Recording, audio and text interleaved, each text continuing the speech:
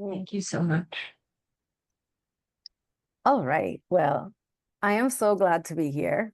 I felt like I almost wasn't going to get here, which was kind of scary, but it was a wonderful death and rebirth moment to then realize after, because I was in the mountains today. I'm in Puerto Rico right now, and I was in the mountains doing community outreach work, which I do in different places in Latin America, and I've been focusing in Puerto Rico, which is where I was born and raised.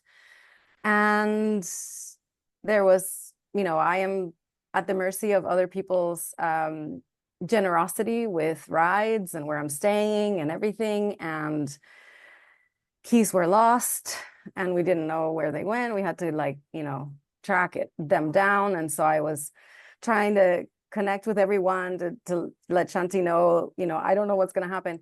And then I totally forgot that, you all have the time change, which doesn't happen here. So I had an extra hour.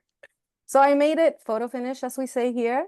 I got here like 15 minutes before, connected everything, and here we are. So I'm very grateful at this beautiful miracle that is life.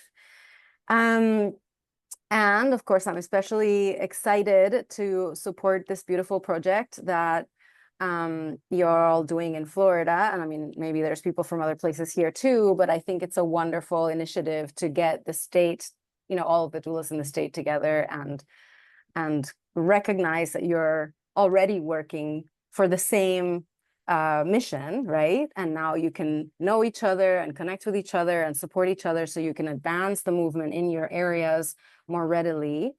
And so today, before I start talking, because it's a small group, I was saying, I hope it is, because that way we can see each other, we can talk to one another. It's important to me that I'm not just talking at you about something, but also that I am responding to why you came. Why are you here? What called you to be in this space today? And so if I may have permission to ask, is that okay, Shanti, if we go around and just hear a little bit from everyone, if you're willing to share about, what called you to be here tonight. And I guess you could just popcorn style it, but let's not take too much time, just a little bit, just to hear everybody's voice, see everybody's face. Whoever's ready, I would like to invite you to unmute and just share. All right, I'm just sharing. I'm Christine Coppard. I'm with FEOLDA, and I live on the Nature Coast of Florida, which is West Central. I'm a writer by trade, so my entry point to doula work was legacy work and storytelling. And I work in some other modalities. Some are known and lesser known in narrative health. And I just started working with the VA system here, which I'm excited about as a storytelling and hospice capacity. Wow. So we'll see. It takes a little while to get credentialed and in the system. But after that, I'm excited to do that here. I have a very strong veteran presence in my county. And that's about it. Thank you. This is my second meeting today where I've been the second Elizabeth. Or maybe the first. No, you got here first. But anyway, okay. I am a kind of a lifelong educator, and recently, 10 years ago, I retired. My life has taken on all kinds of transitions since then. One of them was to get to know Shanti and her mom, and then also to be kind of diving in and testing the waters in terms of, what is a doula, and is it something that I would feel comfortable doing? So that's why I'm here, and I'm glad. Thank you. Hi, everyone. My name is Sherry. I live in Southwest Florida, and I've been doing all of more of the education part of, I've done my doula certification and grief certification and advanced care planning, but I am setting myself up for retirement from my day job in 4 years. So really, I'm just taking it all in and kind of starting to form my business and doing the discovery and background work to be ready. So just here to learn. Thank you.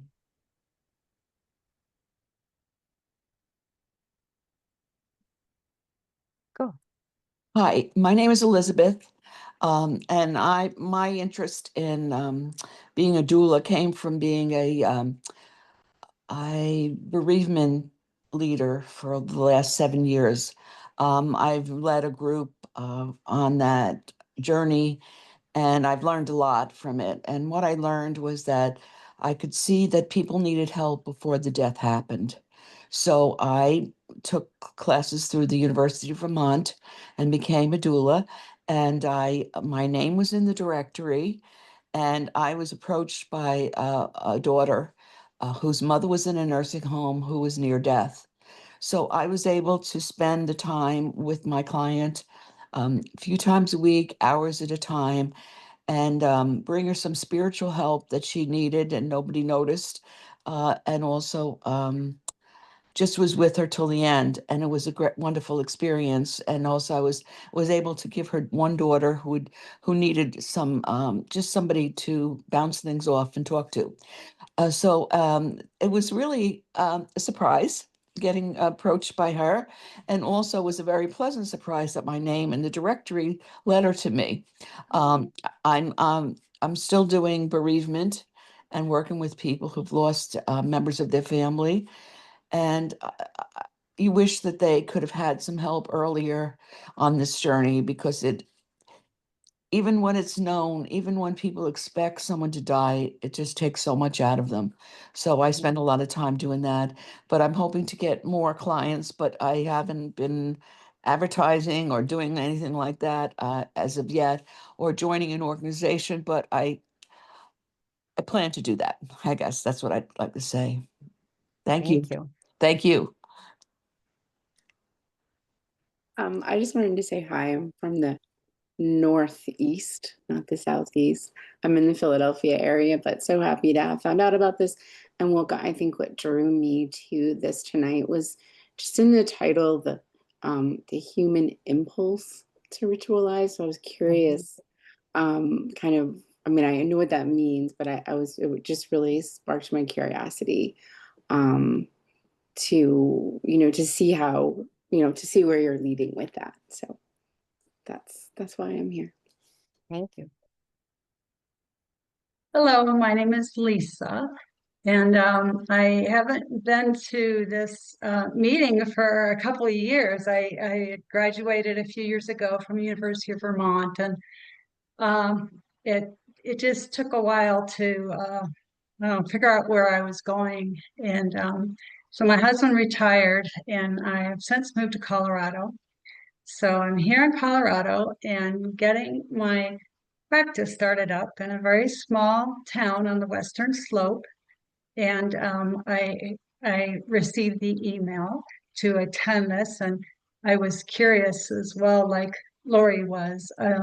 Title of it just kind of sparked my curiosity. Thank you. Thank you. Good evening, everyone. My name is Cari Luna, and I came here because I was sitting on my balcony and God said death doula. I had no idea what that was. And then 2 days later, someone sent me a video of a little Arthur. And I was like, okay, I guess I know what it is now. I am probably a little bit of the odd man out, because I too am preparing for what I call my encore career.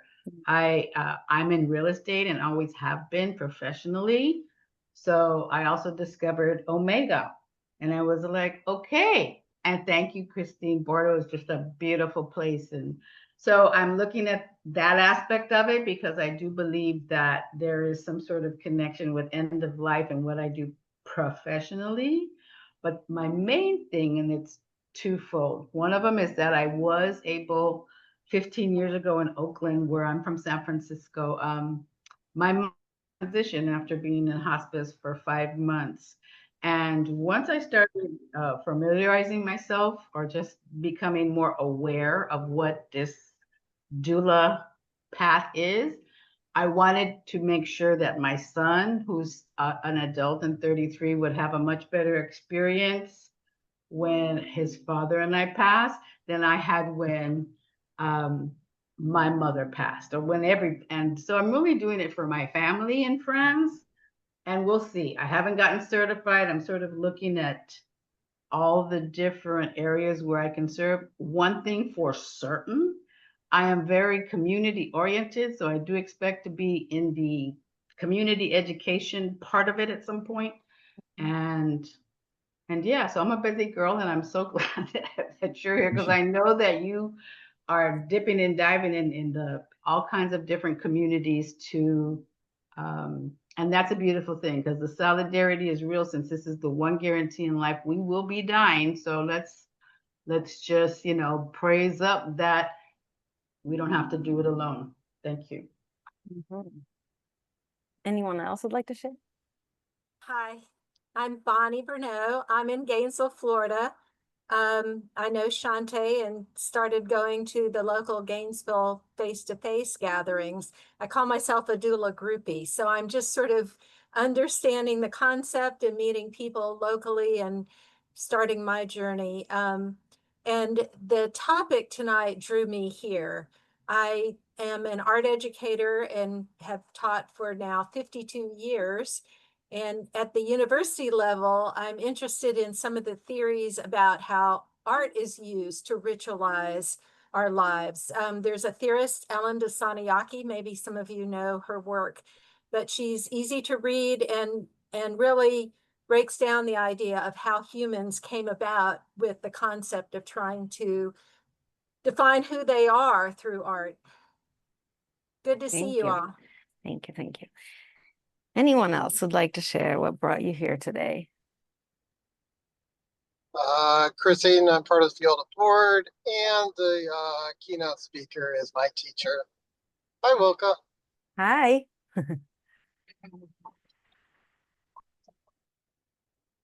I want to say hello too. I'm traveling. My name is Anna Schwade, and I came to Maryland to visit my daughter, but it's nice to join the group, and I just like to have the connection and feel the similarity between all of us as we take a look at this time in life, you know, the end of life. So I welcome the talk, and I'm happy to be here. Thank you. Thank you.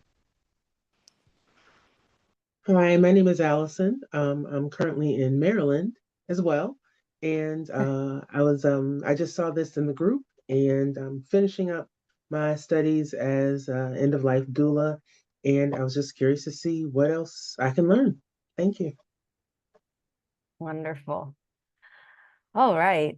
I'm just gonna say hello to Paula. Hola, Paula. And so when we were talking about doing this talk, we were talking about ritual, we were talking about the Day of the Dead, we're talking about, this time of the year, all of these different things. And we worked on some titles, and we landed on this, honoring the human impulse to ritualize, because often I get the question, right, being someone who lives and works in Mexico and in Latin America, and where maybe there are some traditions that are still alive in regards to how we, relate to preparing for dying, conscious dying, life transitions, and grief, and preparing for dying, death, and after, right? And what I wanted to, I guess, sort of shift our perspective a little bit from this idea that we bring a ritual to a situation, to recognize that each, regardless of what traditions are alive today, in whatever communities where we are, where we live, where we serve, we also have to be very respectful that everybody might have their own traditions already, that we're not there to impose anything or to appropriate anything or to any of those things.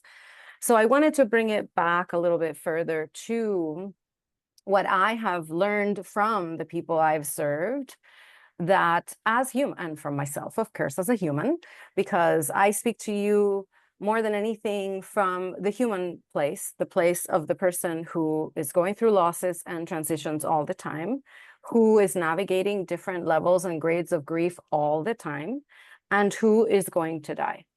And as someone who, over the course of the however many years, have dedicated, it's like my life's passion, to walk in awareness of death and live in awareness of death, recognizing that life and death are one. It's not that, you know, they complement each other or anything. It's like they're both happening at the same time all the time. And that the last death, which is, you know, the one that we assume is the only death, is really when the transition is such that the body is no longer sustaining life. But from experience and observation, we are dying all the time. Like I said, I had a little death when I realized that I thought that I was gonna, you know, either be late or have to like somehow try to do this through my phone because we were in the middle of nowhere and I didn't know the signal. So I had to, you know, contend with many things, assume my dying and move through it to the other side, right? And so, so coming from that place, I have observed and deeply appreciated how, as humans, we have an impulse, you know, to procreate, to copulate, to birth, to give life, to live, to move through life, and to die. We have all of those impulses, right? That's just all programmed in all of the cells of our bodies. Grieving is also a natural impulse of adaptation. And in the same way, what I observe, looking at history and looking at what happens today, is that we have always, as humans, responded to all of those life transitions with what we call today ritual, right? And that ritual is not necessarily this ceremony that we assume it to be, where there has to be like an officiant and there has to be certain elements and there has to be, you know, all of these sensory stimuli, that can be, right? That's just one of the many ways in which ritual takes form. And I've been looking for a different word, and if you come up with one, you let me know, to describe this impulse that we have. And so I will start by sharing a few stories that have impressed me greatly and that have led me to understand that ritual is part of our nature, right? So it's not about what ritual do I do, give me a design, give me a script, and then I get to do that, but rather what kinds of rituals are being born of us anytime that we're navigating a transition. And so I have seen it most evidently in grief, as somebody is navigating through their process of grief and they are healing through their grief. Because to me, we are not grieving of it. I mean, we're not healing of it. We're not healing grief. We are healing through it. But of course, there's also the ritualistic experience of dying. And, you know, based on the person, you know, how does that show up? But let me just give you a few examples so that you get a sense of what I'm talking about. So, and this is something that I always say to whomever, you know, might share and invite my reflection, that nobody will tell you how your grief is going to guide you and how your grief is going to show you what you need in order to be able to heal through it. It is only your grief itself that is going to show you and guide you, right? That's been my experience. That's what I've observed. That's what grieving people have taught me. And so nobody's ever going to tell you or tell us, right?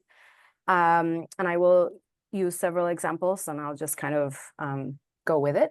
So nobody's going to tell me, and I'm going to say me just because I don't want to speak about anyone else, that when my son dies, you know, first I'm going to go through this, you know, this complete disorientation about everything in my life. And then one day I am going to feel inspired to sing a song. And then I will start to sing that song. And as I sing it, I hear the words coming out of me. And I realize that it is a song that connects me to my son. Sometimes I feel like the words are speaking to me from him. Sometimes I feel that the words are speaking from me to him. And therefore, I feel something I didn't think was possible in grief, right? Because we assume that grief is only sadness and devastation. And while it can be that, it is the whole spectrum of the experience. It's not just the hard moments, the bad moments, the difficult moments, the challenging moments. It is all of the moments. The moment that there has been a change in my life, there has been a loss. And with that loss implied many more changes and many more losses, right? Then what happens is this whole process of, I don't know who I am anymore. I don't know why I'm here anymore. I don't know how to move forward from this. I don't, everything that was is not possible to be anymore, right? So my behaviors, my patterns, my identities, all of these different things don't have a place, don't have a relationship, don't have a physical evidence, and therefore, I don't know anything. I am in a complete disorientation about my life. That is what grief is. But grief is not just the disorientation. Grief is also the process of reorienting into who I am becoming, right? So in that space of that darkness, which is to me like the gestation of the new person that I don't know yet who she's going to be, right? Or it's like the being underground as a seed that is about to start, breaking open, but I don't know yet when. I don't know what form it's going to take, and I don't even know what seed was planted, so I don't know what kind of plant it's going to become, right? So in that dark place, that's what grief is, and it is in that dark place that ritual begins to emerge. So in the story of this one woman, I'll speak as if it were me. It's like as if it were my dream. I have been feeling devastated. I have been feeling disoriented. I don't know what to do with myself as a mother. I don't know anymore who I am. Am I a mother if I don't have a child anymore, right? I don't have a physical child to prove it. Then all of a sudden, this song brings me relief. It makes me feel connected. It makes me feel even elated. And the song, singing that song maybe lasts 3 minutes. And those 3 minutes show me that there's something more in my grief that isn't just this other stuff. So then what happens? And nobody will tell you. I will start singing this song. I'll sing it when I'm riding the bus. I'll sing it when I'm working. I'll sing it when I'm coming home. I'll sing it when I'm cooking. I'll sing it when I wake up. I'll sing it before I go to sleep. All of a sudden, I am singing a lot. Right? And it gives me a break from the other feelings. It gives me something else to hold on to. It gives me something that helps me to balance my experience. Because the experience of grief isn't just the one side of it. It is the whole experience, right? So when we connect with something that gives us a little breather from this, it gives us rest from this, we start to ritualize, right? So that's one example. So another example is that I'll tell you, I hold space for, I've held space for circles of people, a lot of them who have lost their children, right? So a lot of the examples come from those experiences where another woman who lost her daughter in an accident, nobody ever told her. And she was also kind of scared to tell anyone when she discovered that this worked for her, because she thought everybody's going to think I'm crazy. They're going to put me in the, whatever institution or whatever.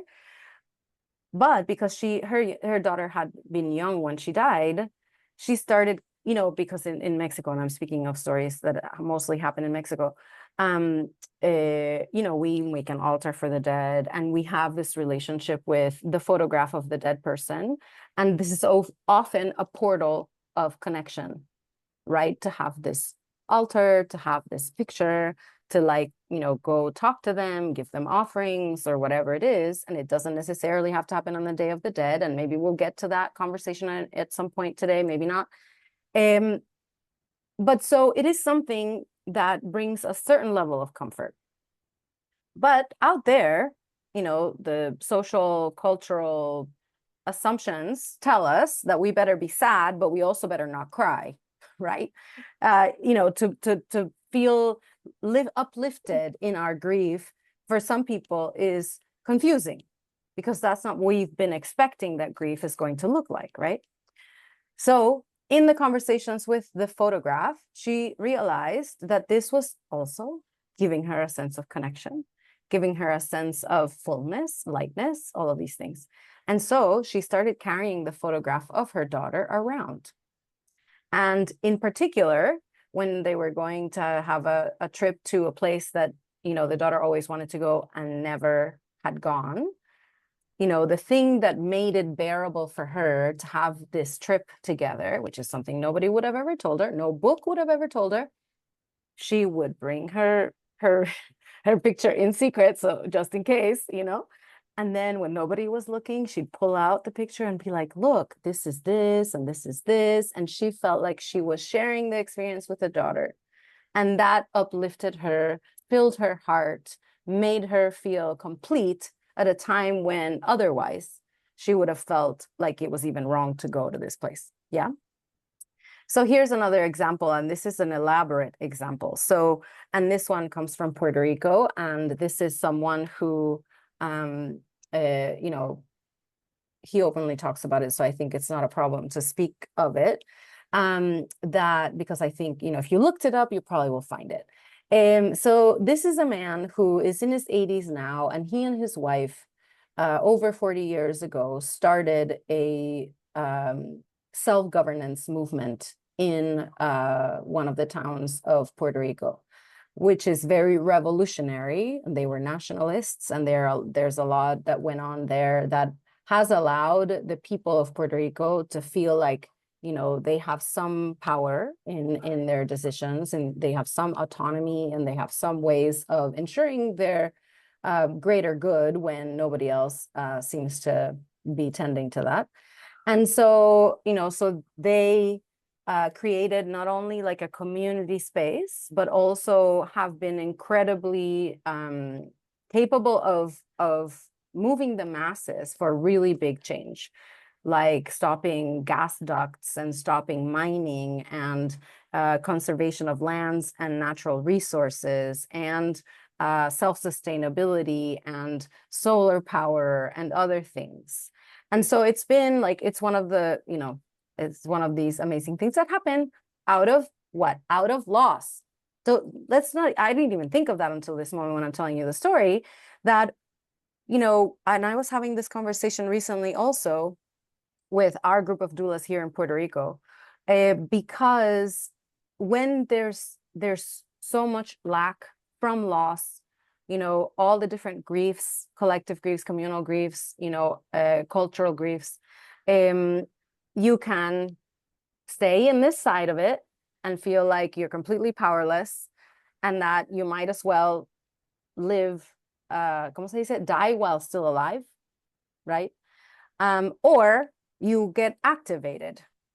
And then when you do it in community, right? This is the other thing about rituals sometimes, right? It's about how the community comes together to support one another through these life challenges, these life transitions, these losses, these griefs.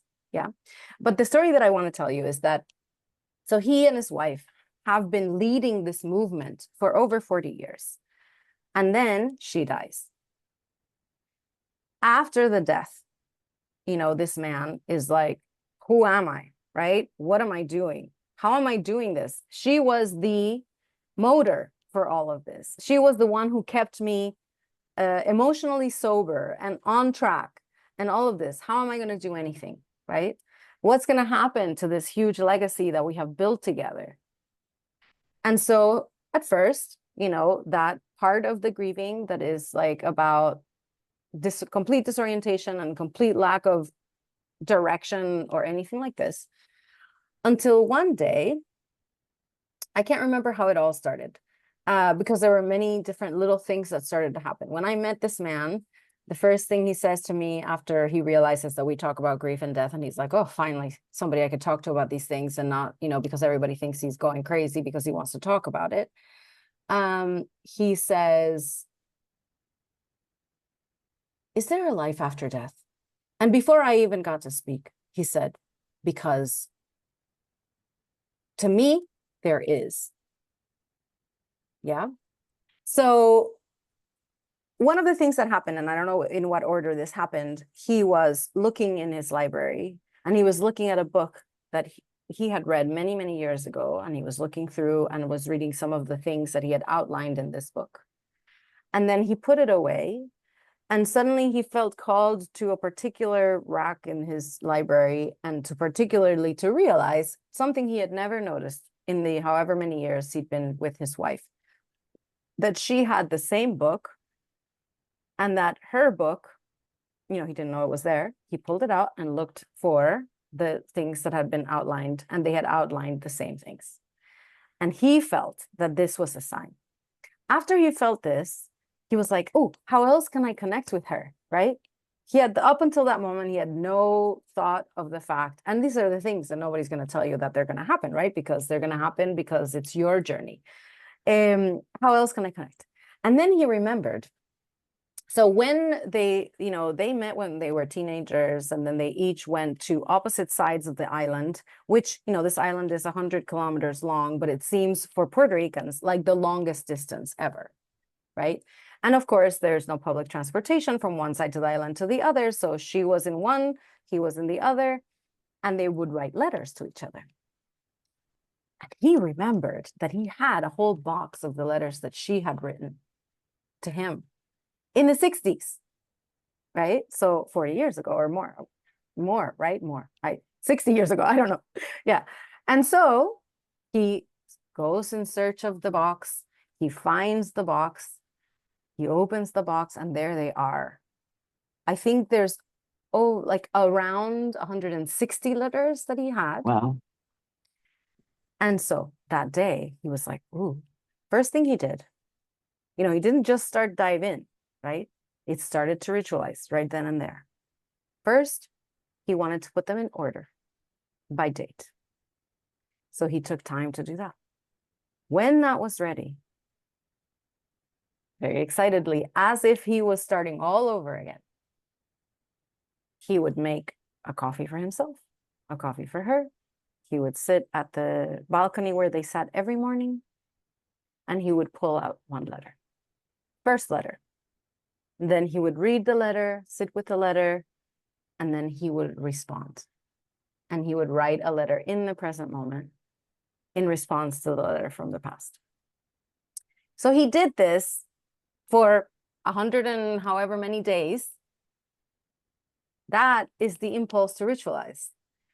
In the moment of, doing all of these little acts, right? And engaging himself in physically, mentally, emotionally, spiritually in this engagement.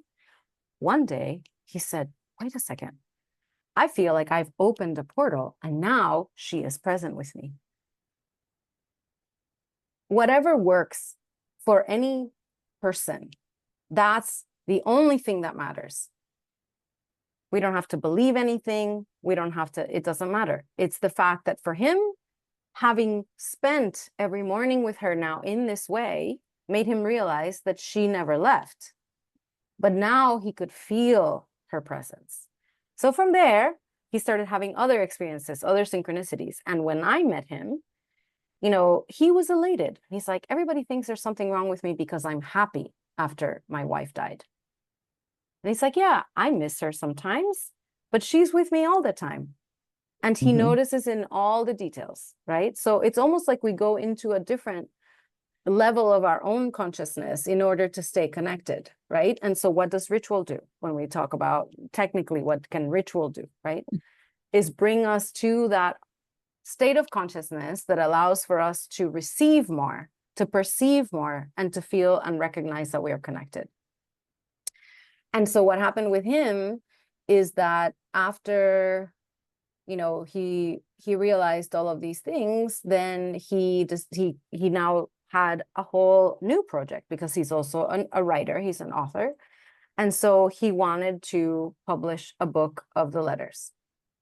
And I think it's called Love in 3 Times. it doesn't translate as well in Spanish, in English as it does in Spanish. Amor en tres tiempos, no, in three timelines, let's say, because he was like, I am connecting with the past, responding from the present, but my present is the future of that past. And when he realized that, he said, there is no time. It's all happening at the same time. I can connect with all of it, right? And so he published the book, and then that led him to yet something else, which was, I don't know, what's going to happen with this whole project that we've done, but what I know for sure is that I have all of this history, and that his wife used to say that, any bit of history is important because our children, our children's children should know the whole story. So nobody can, ¿cómo se dice? Como engañarlos, trick them or. So then, and this is very interesting too, because some of you who are doulas will know that we talk about legacy, we talk about ritual, we talk about meaning making, we talk about life review. All of these things are connected and they are interrelated, right? It's not that life review is over here and then rituals over here and legacies over here. It's all interconnected. So from all of that, he gets to the point where he's like, my house is from now on going to be a museum. Not for me, but he said it's for her, right? It's because I want her life and her story as a woman, because he's also like, women often go invisible in history. And this is an extraordinary woman, and without her, none of this would have happened. So I want to make sure that people don't forget this woman and her work. And so a legacy project ensues, right? Where now he's been dedicating the last year of his life now so far. And he's also like, I'm ready to go, but I can't go until I get this done. But what is legacy projects or remembrance projects, if not a very particular form of ritualizing and memorializing? And in the act of doing it, as some of you also may know from your own direct experience, how healing the process of doing it is. That's the ritual in legacy, right? Or in remembrance projects. And so, he has his hands full now with digging up things and organizing things in his house and making little vitrines and setting things up and showing all of the synchronicities that he has found. And he has a renewed life purpose, So when I want to talk about honoring our impulse to ritualize is also to remind us that each of us has that impulse, and that when we're holding space for another, we are also listening in and receiving that expression of the need for ritualizing, right? And that we can look at it through that lens to maybe to understand, this is what that's what their grief is, ¿cómo se llama? Expressing right now. The need for making it into something that is out of the ordinary. And I think that's part of what maybe ritualizing is like, we're not just in this ordinary world. We're not just in the story that we were told about death and grief. There's something else that happens here.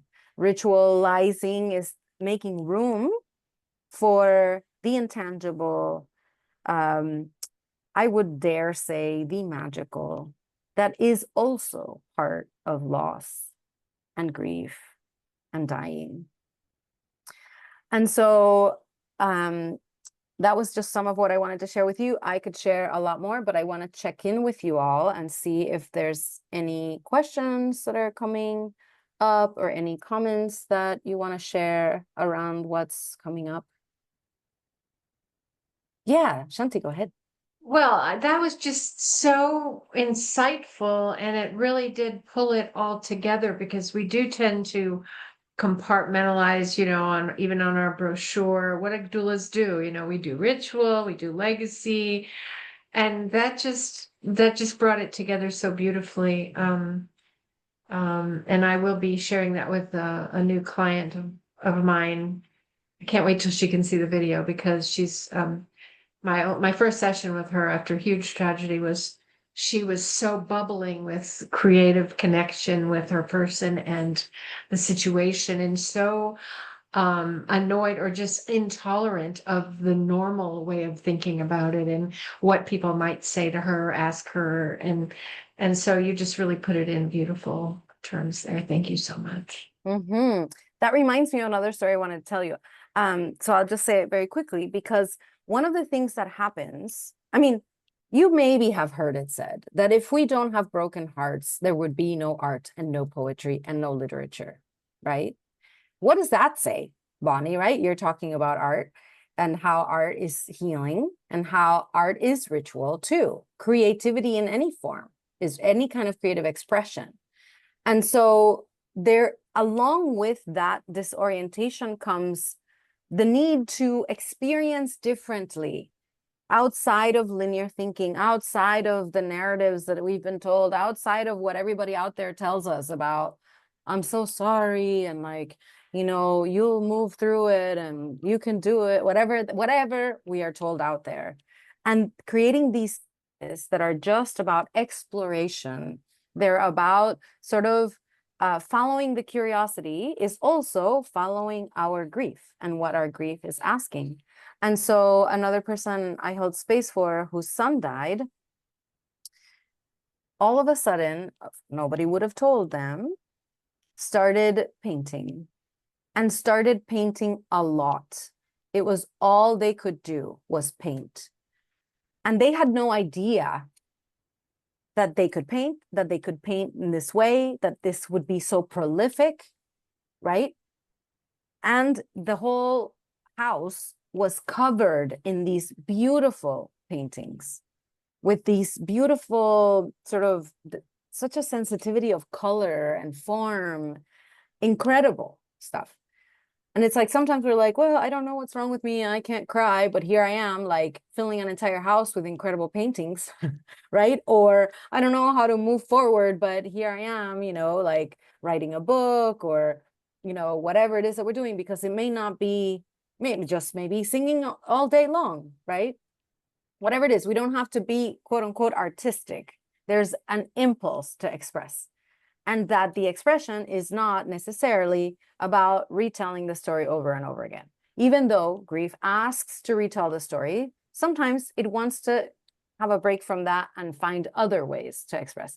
And it's because we go through these symbolic ways of expression. That's what ritualizing also is. It's not literal, it's symbolic. It allows us to discover something that we would not be able to discover with the same narrative and the same story over and over again, right? So grief, naturally, the nervous system, the brain takes us back to the memories because it wants to find out something else. It wants to make sense of something when maybe there's not enough information. So then it wants to go a different direction. And it's through this different direction of expression in a different form that then we discover, oh, there's also this. It's not just this. What else? Yes, Elizabeth. I am reminded of, and this goes back a ways, I think it was the first season of Grey's Anatomy when it was on television. And one of the characters was experiencing grief, and her reaction was to bake muffins. And she filled like the entire house with all of her roommates who were also becoming doctors. And every time I turned around, there were more muffins, and there are this kind and there are that kind. But that was her reaction. That was the kind of overreaction. She just made muffins and muffins and more muffins. Thank you. I'm looking for a little article I'm going to share with you all. Who else would like to share?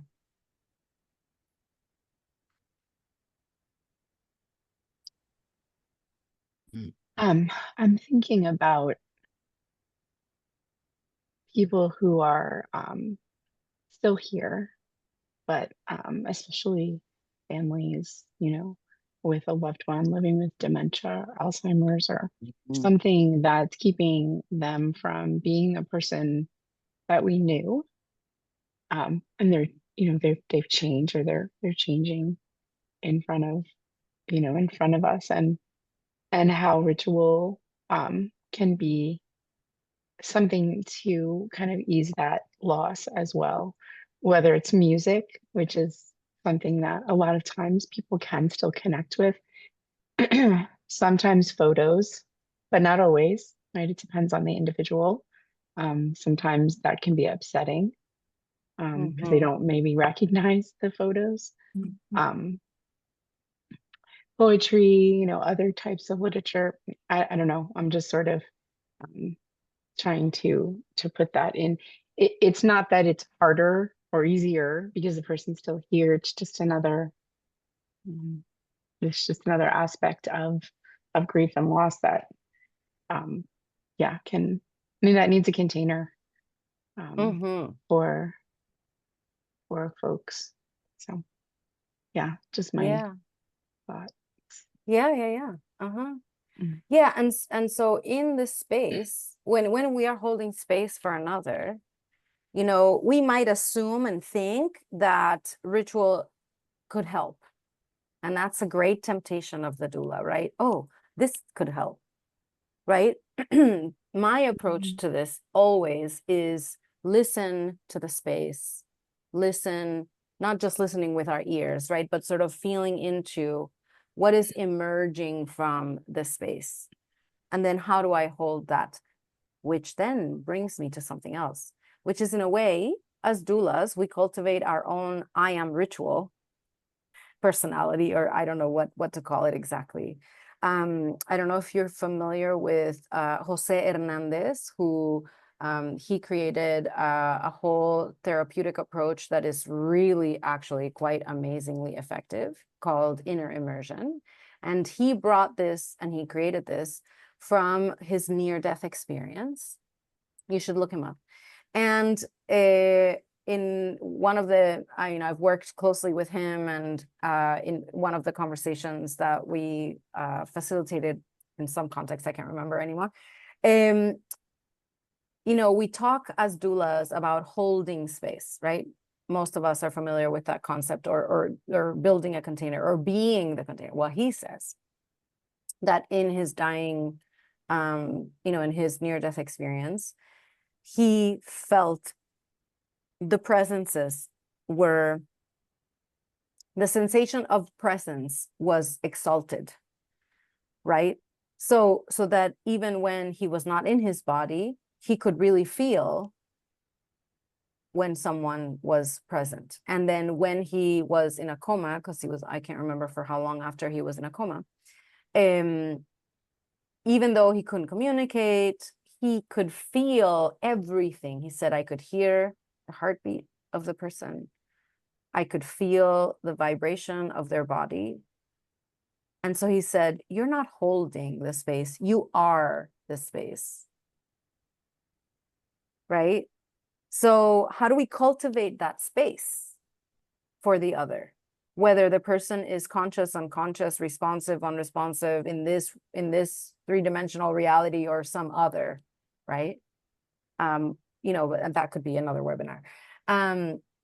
Thank you. I wanted to just mention that I put in the chat an article I wrote recently when I started to realize just how smart our grief is and how it guides us if we connect with, what leads me to know that I'm in grieving right now. And the more that we observe how our grief manifests for us, because it doesn't just manifest in sadness, it can manifest mentally, emotionally, physically, spiritually. There are days when I'm like, I can't go on with my life. That is a sign that I'm grieving something. I've learned that now, right? There are moments when I just don't want to get out of bed or see anyone. I know that I'm grieving something. And maybe it's a very subtle something. And maybe it's a big something that I have not made any time for because I'm so busy doing and being all over the place, for this mission and for this revolution, that I don't give myself the time, right? So what happens? Now I know when I wake up with any of those kinds of feelings or sensations, or that I just can't look at a screen all day, I'm like, okay, it's grief day. So what do I need to do right now? Is there anything? I might stay in bed for hours waiting for that moment that inspires me to move towards something. And so in this article, I share a few little sort of vignettes of processes that I allowed myself to move through in order to connect with what is my grief right now. Because sometimes we don't even know what we're grieving. But then if we observe the impulse to ritualize, and then we collaborate with that impulse and do whatever it is that we feel called to do, all of a sudden, if we can observe what we're doing and how it's making us feel, we're like, oh, I see. Right? So in a way, our grief is our guide, and it's what accompanies us through that transformation that needs to take place. So anyway, if you'd like to read it, I just shared it there. Anything else we want to say? We have 4 minutes. I just want to say thank you, because I really related to a lot of the examples and ways. And my own mom, I wasn't able to be at her death. And I always felt like I had missed out something, and I wanted to find a connection.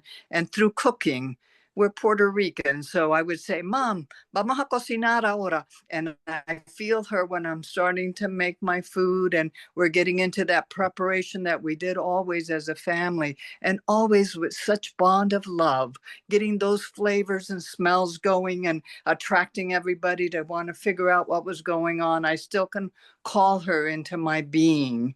And I think that when you were talking, it felt like when I am feeling those sensations, I'm feeling love in a different realm.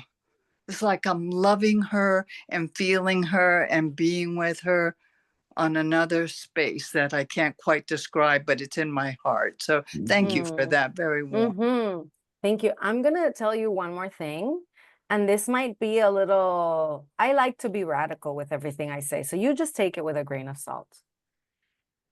But the other day, because I'm thinking about this, talking about this all the time, right? This is what I live and breathe. This is what I'm made of, apparently. I think maybe we all are.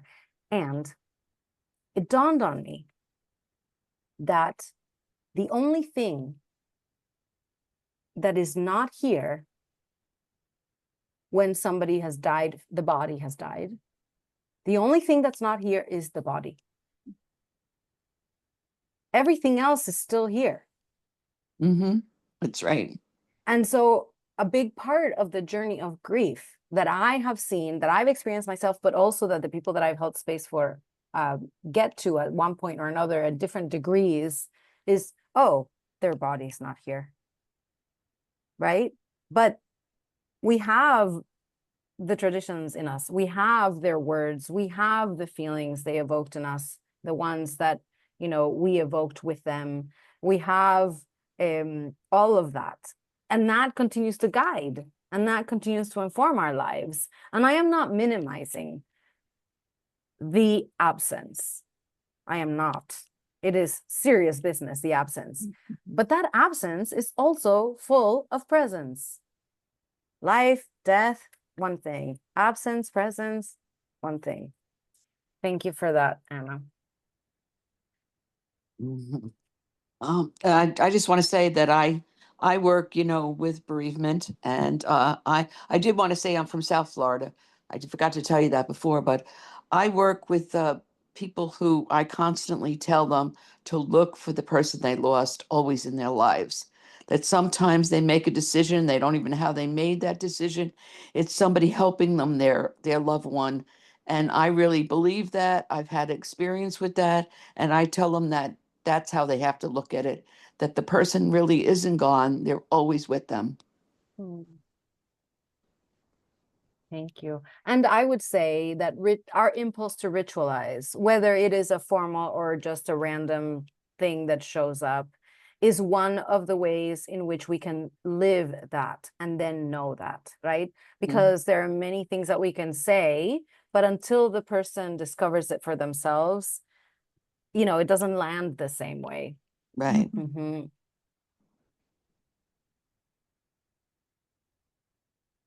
I'm just watchful of the time. I could go on forever. Kari, you wanted to say something?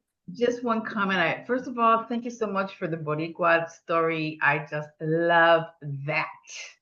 I wanted to say, so like this morning I was talking to my mom because she passed away in 2009, and I'm like, these are things I can't really share with other people, but I will say it took a long time from the moment that the body left, and the grief just was really darkness for like a decade.